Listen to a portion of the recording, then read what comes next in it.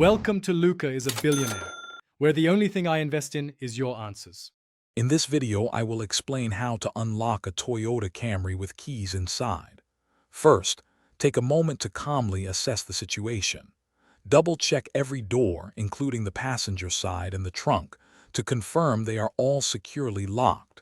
Sometimes, a door may appear closed but not be fully latched, offering an easy way in.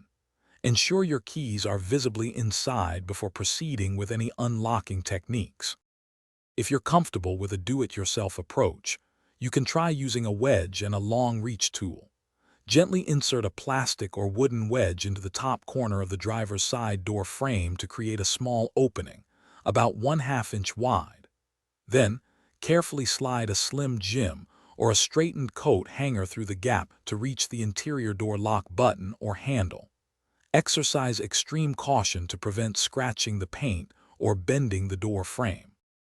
When DIY methods seem too risky or are unsuccessful, consider alternative options. If you have a spare key at home, arranging for someone to bring it is often the simplest solution. Many vehicle insurance policies or manufacturer warranties include roadside assistance, which can dispatch a professional to unlock your car.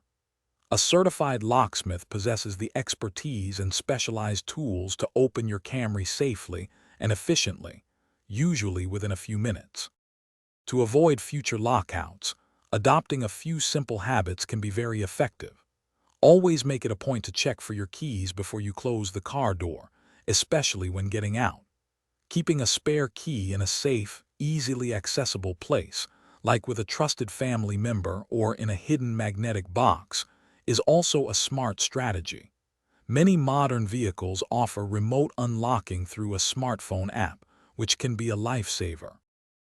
Thanks for watching and please subscribe. It's the best investment you'll ever make.